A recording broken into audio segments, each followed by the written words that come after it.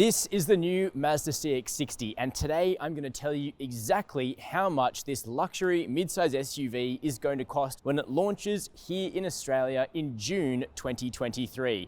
That's currently 7 months away, but today we're getting an early look at this UK spec CX-60, which replicates pretty much what a top-of-the-range Australian CX-60 is going to look like when it lands in local dealerships.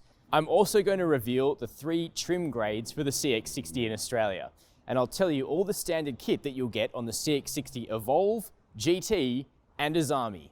As usual, we'll start inside, but before we begin, hit subscribe down below. As a reminder, the CX-60 is a really important new model for Mazda because this is their first car designed to compete squarely against BMW, Audi, and Mercedes-Benz. This vehicle is sized like a BMW X3, but I can now tell you that it's going to launch at a much more affordable price point than any of those German luxury SUVs. You'll be able to step into a CX-60 from $59,800 for an entry-level Evolve 3.3-litre turbo straight-six petrol. So you'll be buying a CX-60 with a much stronger and larger engine than a base 4-cylinder diesel that you'd get in an X3 or a Q5, for instance. And Mazda's going to be counting on that to give the CX-60 a really big kick when it arrives in the Australian market in the middle of 2023. Our first local drive will be in May next year, and customer deliveries will start in June. And all 3 engines and trim grades will arrive at the same time. Stand by for the engine lineup, which I'll let you know in a couple of minutes. But first of all, let's start in this cabin, because there will be 3 grades: the Evolve, GT, and Azami. And the interior material mix and standard feature set increases with each grade. You can find a full breakdown over on our website, chasingcars.com.au.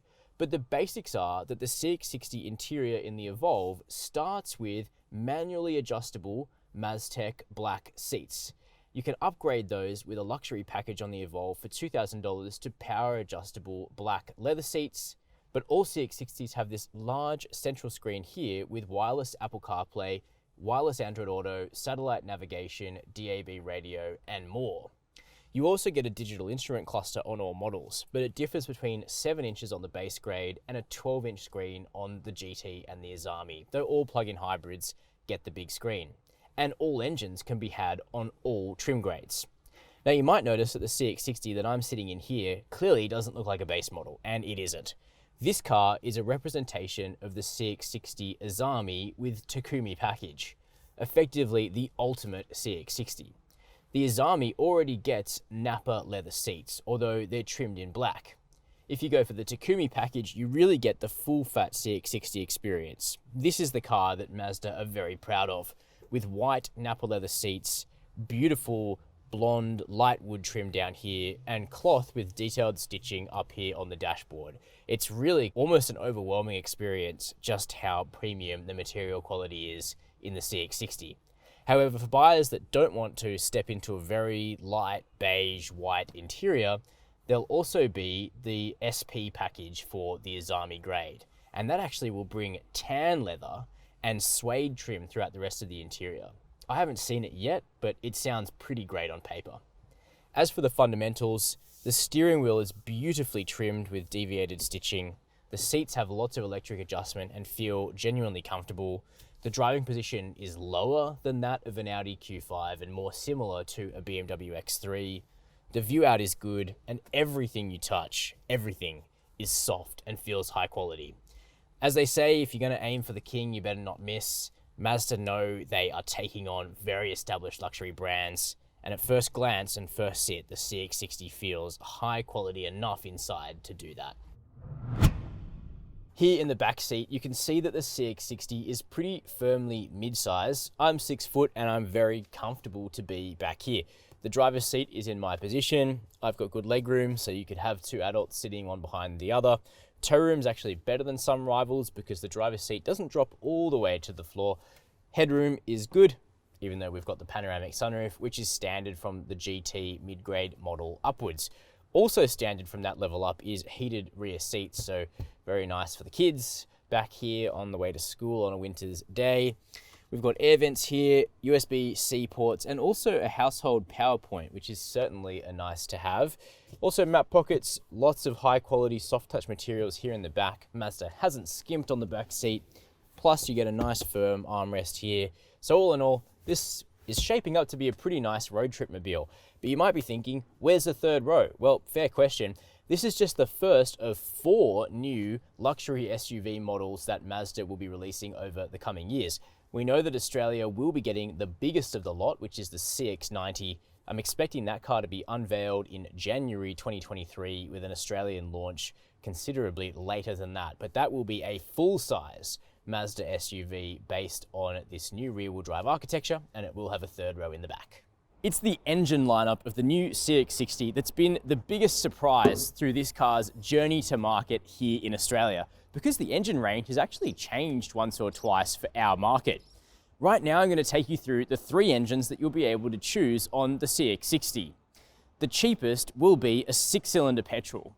It's 3.3 litres in displacement, but the big surprise is that for Australia, this engine is turbocharged.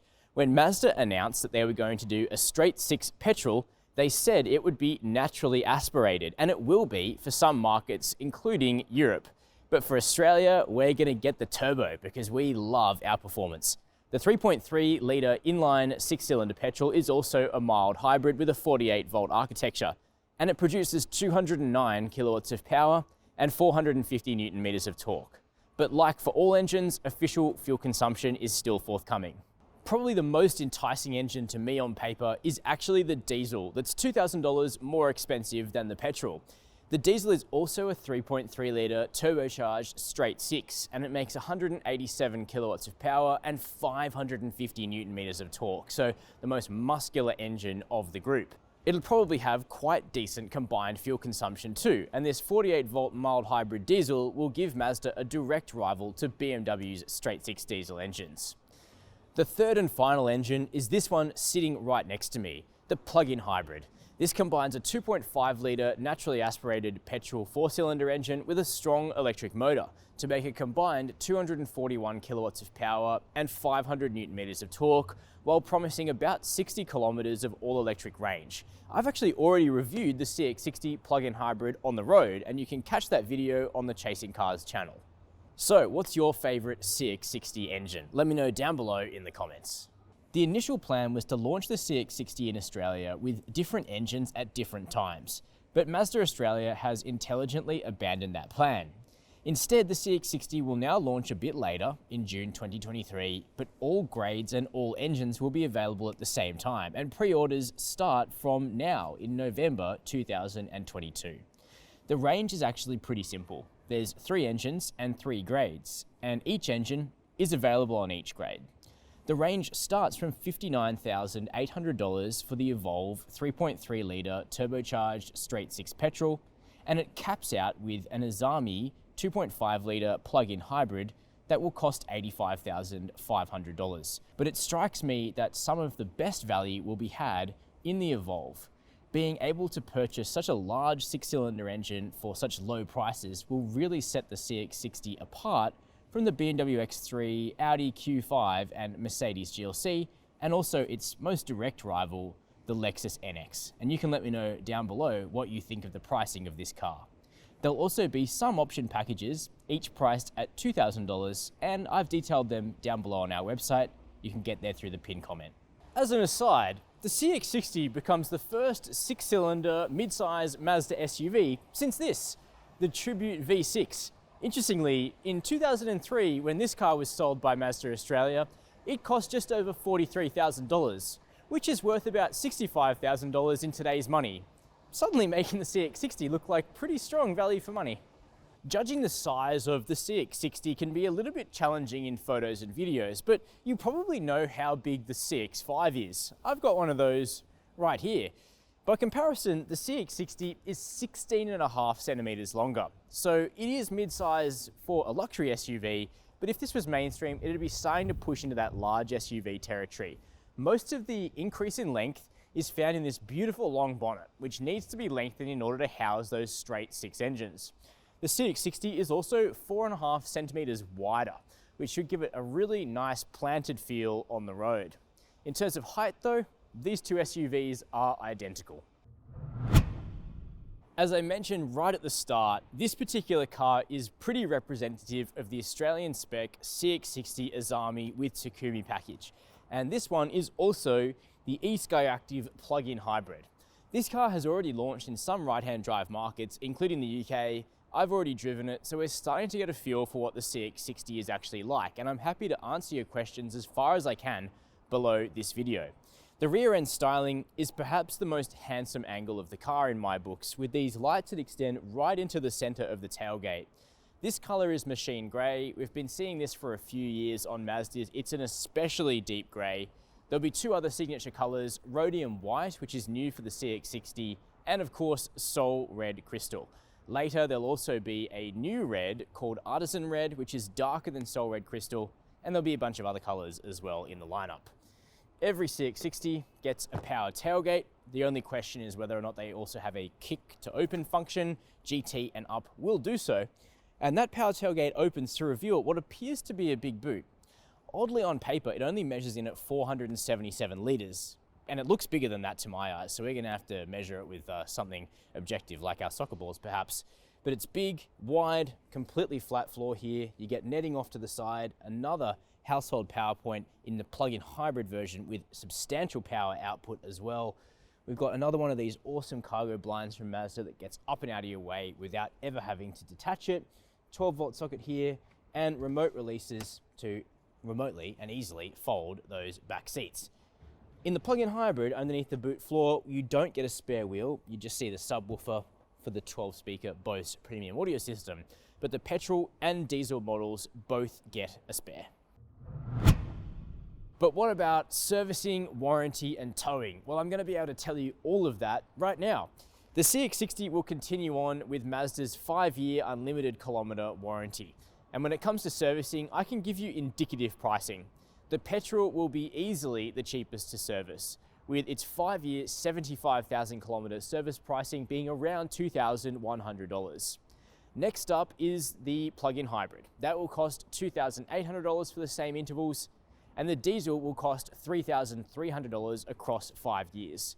All of those prices are subject to change before the launch, but the CX-60 will have service intervals of 12 months and 15,000 kilometers, which is an improvement over the CX-5, for instance. When it comes to towing, there's a bit of a surprise because the petrol and plug-in hybrid will be rated for 2.5 tons of brake towing, but the diesel will oddly be limited to 2,000 kilograms. The official line is that it's all about optimal engine loads with a big weight on the back, but we're used to 6-cylinder diesels having higher, not lower, braked towing capacities than their petrol counterparts, and especially their hybrid counterparts. So that's the pricing and specification of the 2023 Mazda CX-60 for Australia. We've still got a bit of a wait ahead of us before this luxury midsize SUV arrives on our shores in June 2023 for the first customer deliveries. But I think there's going to be a lot to look forward to. While I haven't yet driven the petrol or the diesel, I hope to do that in the coming months. We know the plug-in hybrid is capable and does offer a lot of all-electric range for this class. But I think that turbo petrol is going to be a real peach, and the diesel will offer a real mile muncher with good fuel consumption. But we'll have to see, so make sure you subscribe so you don't miss it when those driving reviews of the CX-60 come out on Chasing Cars. You can find all the features and specs of the CX-60 over on our website, chasingcars.com.au. You can also find our review of the plug-in hybrid here on the Chasing Cars channel or on our site. Leave me a comment on all the info I've just given you on the CX-60 below. Hit subscribe, hit the notification bell, and as always, thank you for watching Chasing Cars.